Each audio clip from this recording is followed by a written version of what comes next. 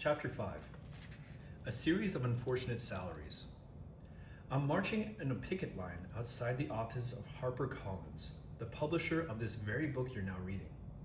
It's a gray and freezing day in lower Manhattan, right near Wall Street, and every now and then an errant snowflake lands in my hair, so I feel foolish for not bringing a hat. Still, I carry my bulky sign, United Auto Workers on Strike, and tell myself that if 250 publishing workers can be out on the streets protesting all winter and forfeiting their meager paychecks, then I, as a supportive author, can tolerate 1 hour out in the cold. It is December 16th, 2022, and HarperCollins employees have been on strike for months now. Their demands are modest: a higher entry-level salary, $50K a year instead of $45K, still peanuts for a job based in Manhattan in 2022, and more diversity in hiring. Demands that a publisher owned by one of the world's largest media conglomerates should be easily able to provide. Yet management still refuses to come out to the bargaining table. The situation is dire. There seems to be no end in sight, no limit to corporate greed. So why can't I stop smiling? The year is 2003, and I am wearing a brand new dress, some rayon floral number that costs $14.99. I just bought it off the sale rack in H&M, a block down from the Simon & Schuster office, after a run-in with a Xerox machine left my original outfit covered in black ink. A little bit of lipstick in the office bathroom, and I'm ready for happy hour. We meet at our favorite dive bar on Lower East Side, nursing vodka sodas, 2 for $1 from 5 to 8 p.m., and digging into free bowls of nut mix that could count as dinner if you eat every morsel and don't mind having a few stomach issues after. We don't mind. I, for one, have just spent my dinner money on the new dress. I'm tired and headachy from working under fluorescent lights all day, but I rejoice in having finally regrouped with my people, a bunch of other assistants who also have big ambitions and very small bank balances. That they currently function more like a Greek chorus forecasting doom and sorrow, rather than a modern-day Algonquin roundtable I always imagined, is absolutely fine with me. Scintillating dialogue can come later. For now, we'll go around and try to one-up each other with horror stories from work. Note that I've changed my names here to protect the innocent and the underpaid. Michelle is trying to avoid an author of hers who is really, really needy, sighs Maddie, a publicity assistant who started on the same day as I did. So every day he calls, I have to tell him she's not available. And when I ask him if I can take a message, he starts telling me his life story. Maddie makes the universal sign of the embattled assistant, elbows on the table, hands rubbing her temples. Apparently his wife is leaving him and his cat has a urinary tract infection. I was working on the Emily breast pumping in her office, says Kevin, a token male assistant friend. I was so embarrassed, but I didn't want her to feel embarrassed, so I stayed and tried to make conversation. Poor Kevin, reminding us that men too are sometimes susceptible to upspeak. I don't think she took it that well because she dropped a whole bottle of breast milk on the ground and screamed. I ran out and slammed the door, and I think we've mutually decided to pretend like it never happened. This morning, Frank told me to go to the bodega and buy him animal crackers before our 10:30 marketing meeting, Amy started, fluffing her bangs. They were out of the regular kind, so I took a risk and bought the chocolate-flavored ones. He screamed at me when I got back, told me I didn't follow directions well. She takes a long swig of her well whiskey and Coke and belches. There we go. Last night, I had to stay at the office until 9, trying to put together photo credits for this enormous history book that's coming out this fall, I say, gulping my drink. Already, we've forgotten that we're supposed to be making them last. I mean, I had no other plans, but the boss lady didn't know that. We're doing a cute little bit. Fresh-faced college grads find out that work is hard. Editing out the egg Maddie had to donate in order to pay rent. The fact that Lisa couldn't make it out tonight because she had to give up her room in her Brooklyn apartment and is instead commuting 90 minutes on the New Jersey Transit to make it to her parents' house at the end of the workday. There is certainly no mention of Audrey, a quiet yet quick-witted Black woman who lasted 1 year as an assistant before moving on to get her teaching degree. I'm just about to make my way to the bar, flashing a $5 bill so the bartender knows I mean business, when I hear Amy say, "This is so not fair. We shouldn't stand for this." "We should unionize," says Maddie. I roll my eyes and make a jack-off motion with my hand. I'm so eloquent. What are we? Longshoremen who want to do some racketeering by the pier? I scoff. Simon & Schuster is not the Triangle Shirtwaist Factory, after all. We are not Sally Field standing on the table in that one movie. We know that we were getting into when we went to the business, and we did it anyway. I squeeze some lime into my vodka soda, vitamins, and feel a little sorry for Maddie, so deluded in her idealism that she thinks that this is how the world works. I myself am not so naive. The labor movement is not meant for aspiring white-collar people like us. Very few people get into book publishing because they want to get rich.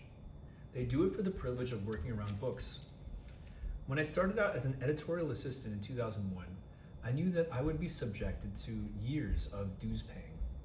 I was told again and again that there was no way to learn about the industry without sitting in the middle of it, at the bottom, of course, and observing by doing secretarial work and watching more experienced editors make all the decisions, with the goal of becoming one of those editors someday. The thrill of knowing that I was on the path to putting wonderful new books into the world was enough to sustain me, and I held out the hope that if I can stick it out long enough, I might even be able to earn a livable wage. Over the course of my editorial career, I began to realize that publishing had very little to do with what I liked to read or introducing great literature to a wide audience. Only sometimes was the job about putting books out into the world that I, or anyone at the company, actually believed in. Very few of the books I felt passionately about were likely to garner any significant sales. These were the art versus commerce blues that just about every bright-eyed young go-getter in the creative industry gets to experience. So instead, I worked on business books and self-help books, diet books, and ghost-written celebrity memoirs, anything that had a fighting chance of hitting the New York Times bestsellers list. I worked on the books that my bosses chose to work on, or books that their bosses chose for them to work on. My input on the whole process counted for very little, of course. I was meant to be occupied with other things. My life as an assistant in the early aughts can be characterized as a constant battle with paper. I sent faxes. I chased down confirmation sheets for those faxes and stuck them into my boss's plastic inbox trays. I filed. I got down on my hands and knees to squeeze stacks of paper into cabinets that were already overflowing with contracts and author photos. I took phone messages. I wrote them on triplicate paper so my boss could have one copy and I could keep a record for Lord knows why. I opened mail. I shuttled inter-office envelopes from floor to floor. I put proposals sent by literary agents in my boss's inbox and kept unsolicited manuscripts to respond to myself. I photocopied. I made 12 copies of a 400-page manuscript so that everyone on the editorial team could weigh in and end up with a backache. I tried to clear the jams on the photocopier, but sometimes the Xerox machine would reject my most earnest attempts at paper management, and I'd have to buy a new dress at H&M. And all these paper cuts, all of this agita, would one day lead to the creation of an actual $24.95 hardcover that people might buy. In my off hours, I read books about the golden era of publishing, memoirs by legendary editors who seem to have lived like rock stars, all artistry in excess. Older colleagues told me wistfully about the days when they could smoke in their offices, Mad Men style, while their secretaries ran personal errands for them. There were the much glorified 3 martini lunches with brilliant authors, followed by post-lunch naps on their office floors, and the freedom to publish whomever and whatever they pleased, with no numbers guy constantly worrying them about the bottom line. Just about everyone who worked in publishing at the time was independently wealthy, so they'd been free to ignore those pesky numbers. Corporations were ruining their book business, with budgets slashed and art being turned out so blatantly into commerce. The gentleman's agreement of the past was being supplanted by legalese and digital marketing teams.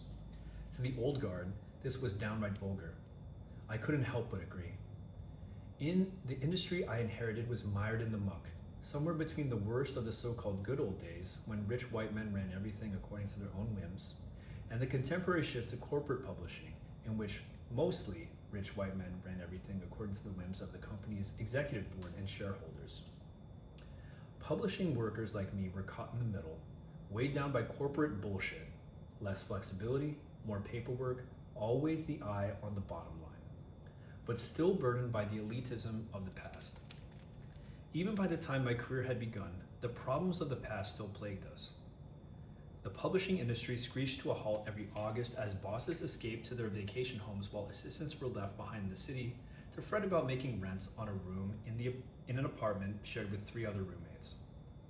Unbridled misogyny still meant that sexual harassment was a rite of passage for generations of assistants.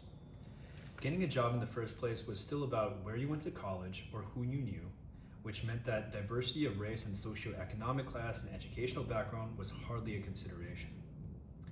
"This is just how it is," was the common refrain of institutions that didn't want to even consider change. For most of the early aughts, I sat dutifully in editorial meetings, taking notes and keeping quiet. The rules, spoken and otherwise, said that junior staff were there to only listen, with the hope that the wisdom of their elders would trickle down to them slowly but steadily, like how Reaganomics was supposed to work. Later, in 2014, I worked at a digital startup where 24-year-olds ran the meetings, and other 24-year-old colleagues expressed their opinions with abandon. The culture shock was disorienting. I couldn't believe that young staffers were being treated like estimable people with valid concerns right away. My years in publishing had trained me to believe that personhood would have to be earned, like a gold star or a promotion, which was more likely just a title change with no raise. In 2007, I was promoted to associate editor, and I began to think that all of my dues paying might finally pay off. One more promotion, and I wouldn't have to assist a senior editor any longer, and I would get to work on my own books and maybe even get my own office. Instead, I got laid off when my imprint folded 4 months into my new role. I found out the hard way that the only thing hardware guarantees is unpaid overtime. We were told to see all the indignities and abuse, making what often averaged out to be less than minimum wage as a fun challenge, an experience upon which we'd lovingly look back to feel proud of how much our skin had thickened. The fact that we'd survived.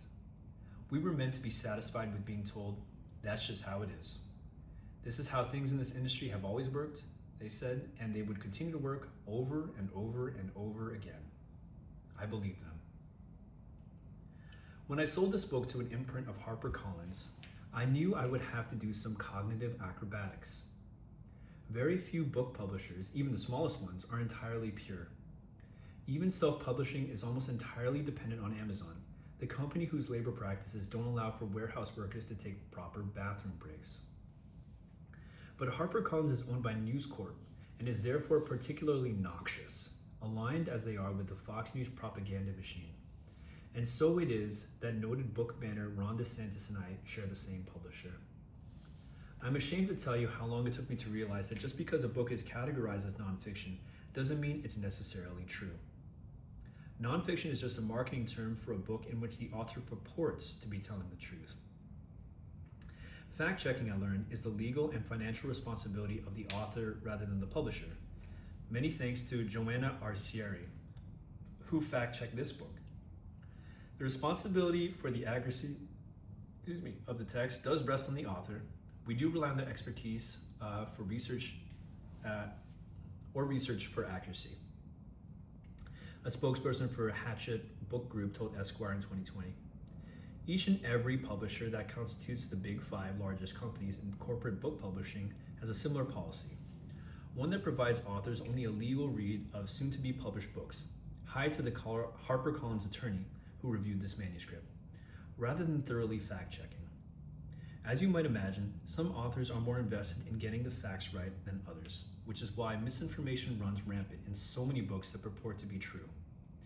My book proposal includes this chapter you're reading right now, in which I call out HarperCollins in particular for being complicit in the spread of disinformation. But the good people at Echo bought the book anyway. Even in my most bright-eyed, head-down days, when I really believed that literature could change the world, there were books that just felt wrong. books that seem to make the world a little worse simply by existing. Rush Limbaugh's smug face sneered at me from the covers of the best-selling Hate Bomb, while Glenn Beck's Global Warming is a Hoax book and Michelle Malkin's Anti-Immigrant Screeds sat on the free shelf right next to Ernest Hemingway and Edith Wharton reissues. Drilled into me back then was the belief that putting out big bestsellers, no matter the style or substance, would always be a net positive. Any lies that Oprah endorsed quacks, yes, I did briefly work on a Dr. Oz book, presented as research-driven fact were acceptable because the profits from such a book might enable me to acquire the kind of fiction that I actually like to read. The homophobic rants of Fox News personalities had a built-in audience, so their guaranteed sales just might allow me to take a chance on a debut story collection from an unknown queer writer. Extremism and hatred and fake science and conspiracy theories sold books, and the spoils of those books would allow new literary voices to emerge. Publishing a diversity of opinions is paramount, or so my elders in the book publishing industry have repeatedly told me. Even though they are corporate entities, publishers see themselves as arbiters of free speech, fighting the good fight to make sure a variety of voices, both sides if you will, can be heard. Under this logic, they are able to convince themselves that publishing hate mongers and charlatans is downright noble, especially if their ideas make you uncomfortable. They could not imagine such ideas would ever cause harm greater than their own discomfort. Even at my most naive, it had always seemed to me that the founding fathers never granted anyone the inalienable right to receive big advances and bigger marketing budgets from large publishing conglomerates for their abhorrent opinions. But what did I know? I didn't really have to reckon with the book publishing world's complicity in spreading hate and lies at the time. Even though I was battling printers during the day and eating bar nuts for dinner, I was still lucky. So lucky that the content of hateful books produced by the industry in which I was complicit didn't directly impact my life. So it was easy for me to keep focused on the daily drudgery and not big picture concerns. Then Trump was elected. Then children were separated from their families at the southern border. Then over 1 million Americans died in a global pandemic. Then Roe v. Wade was overturned. Then there was a massive uptick in books being banned in school libraries. I watched the dehumanization of trans people become a right-wing talking point that was often validated by centrist Democrats. Every single day, I would scroll through Twitter and find some new devastating consequence to, among other things, publishers' role in elevating bigots. At the same time, companies large and small started promising to make structural changes in the wake of the Black Lives Matter movement. And publishers, whose staff tends to be more homogenous than not, in 2019, the book publishing industry was 76% white, saw anti-racist books become a profitable new trend. I watched from afar as publishers put out statements about equality and announced the creation of DEI committees, taking the smallest first steps in trying to increase diversity among its workers. Publishers even began to imply that they might value the diversity of their employees' opinions as much as they have traditionally valued their authors.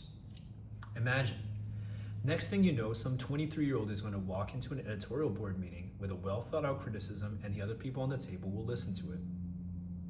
It's helpful for me to think of the choice to publish people who encourage the marginalization of others as an issue of workers' rights rather than freedom of speech. I'm no constitutional scholar, but I know that people who actually make the book, who do battle with paper, there's less paper now, but still, should have a say in what books they work on.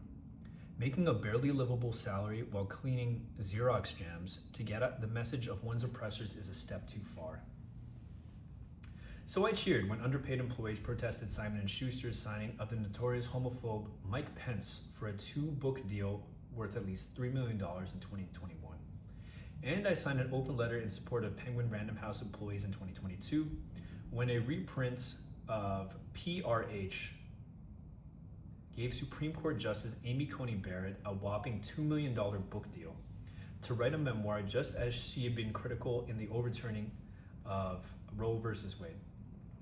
There are many other examples I won't go into now, other than that to say that it gives me hope every time employees come together to speak out. Such collective action might not work every time, it didn't in the latter two cases, but it is so much more than I could have ever envisioned in the days when I was charging groceries on my credit card and shuttling paper around my office.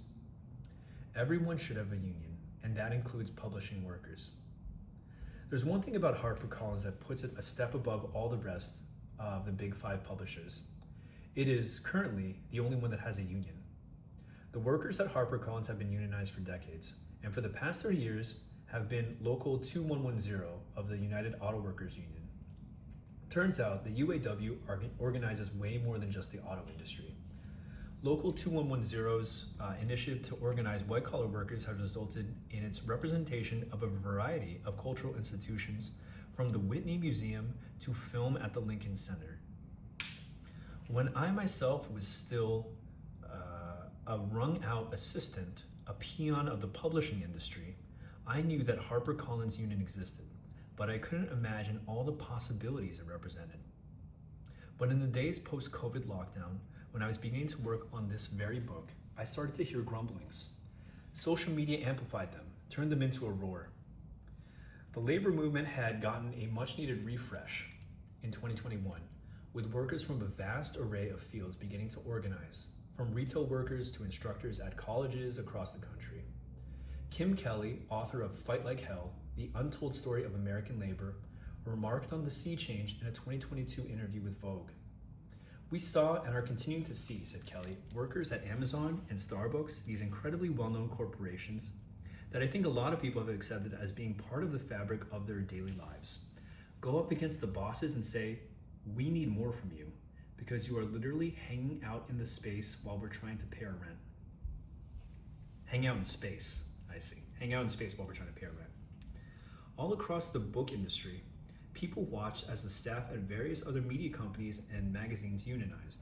Analogous creative industries that had similarly treated employees like they should feel lucky to be there. Creative types were not so different than the baristas and warehouse workers in their desire to be treated fairly. Solidarity across all industries, among all types of workers, began to feel like they were the only way to get a better deal for all. We were on the same team. Then, for the first time in ages, the union at HarperCollins began bargaining for a better contract. Even better, many HarperCollins employees who were too high level to join the union also vocally supported the effort. But not all. I'm a petty bitch, so I absolutely took note of all the scuttlebutt about holdouts. It took many more years than I'd like to admit before I realized that if publishing is simply a corporate business and profit is its main goal, then all employees of the company should earn a living wage. I know, revolutionary. But for too long, I didn't understand that I was a worker, not just a kid with big dreams who was lucky to be there in the first place. That treating workers with basic dignity is good for everyone at the company. Such support was echoed in wide-ranging media coverage that highlighted the union's very modest demands. I knew the workers at HarperCollins had hit a nerve when people outside the book business began to ask me about the strike. So here I am now, a HarperCollins author, demonstrating solidarity with the workers agitating for change. I'm one of many stomping along the sidewalk in a long and narrow oval outside the publisher's office, mid-December, mixed precipitation plunking down on us. I enjoy watching the handmade signs go by. "Passion doesn't pay the bills," one says. "If Black lives really mattered, they'd pay us a living wage."